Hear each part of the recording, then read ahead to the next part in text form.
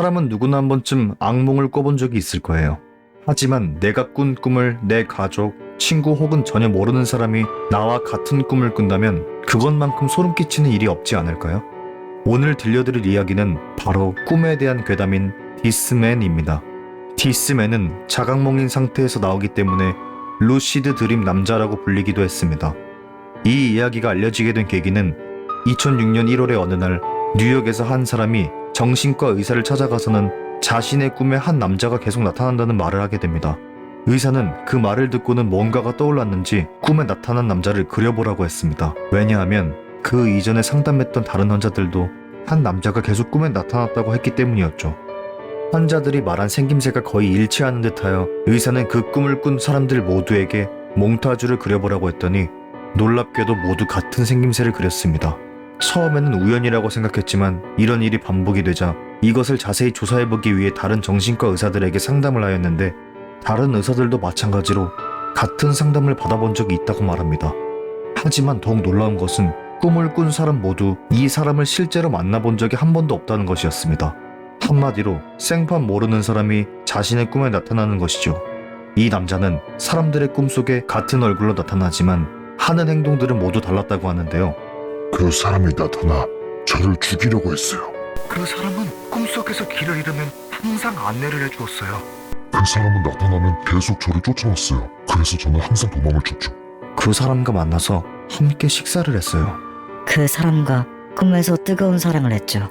라는 식으로 꿈을 꾼 내용은 모두 달랐습니다.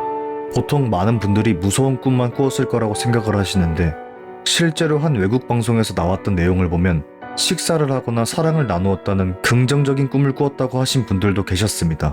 참 신기하죠. 하지만 나중에는 한 나라에만 국한되지 않고 전 세계에 동시다발적으로 나타나게 되고 이 남자를 꿈에서 보았다는 제보가 넘쳐나기 시작했습니다. 실제로 꿈에서 그를 만나보았다는 사람은 2,000명 이상이 되었다고 해요. 그 후 사람들은 그를 디스맨이라고 부르기 시작했습니다.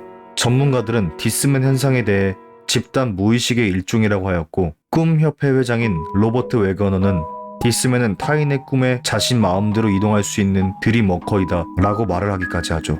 디스맨의 이야기는 더욱 퍼지게 되면서 이 사람을 찾는다는 포스터가 전 세계 언어로 번역이 되어 붙여지기도 했고 더 나아가 디스맨을 만나면 절대 아는 척도 말을 걸어서도 안 된다. 이것을 어기면 해코지를 당할 수 있다 라는 괴담도 등장하게 됩니다. 하지만 2009년에서 2010년의 어느 날 디스맨에 대한 진실이 밝혀지게 되는데요. 사실 디스맨은 이탈리아의 사회학자이자 마케팅 직원인 안드레아 나탈리라는 사람이 만들었다는 것입니다. 그녀는 사람들의 심리적 요소를 마케팅 수단으로 써먹기 위해 가상인물을 만든 후 포스터를 만들어 퍼뜨리고는 사람들을 공포로 몰아넣은 것이라고 합니다. 안드레아 나탈리가 디스맨을 만든 이후로는 여러 가지 이야기가 나왔지만 영화나 드라마 등 창작물을 사용하기 위해 이를 만들었다는 것이 현재 가장 유력합니다. 아직까지도 잠에 예민한 사람이거나 무서움에 약한 사람들이 이 사진을 반복적으로 보았을 경우 무의식 현상으로 인해 디스맨의 꿈을 꾸는 사람도 있다고 하니 여러분들께서도 주무시기 전에 디스맨의 얼굴을 너무 보지 마시길 바랍니다.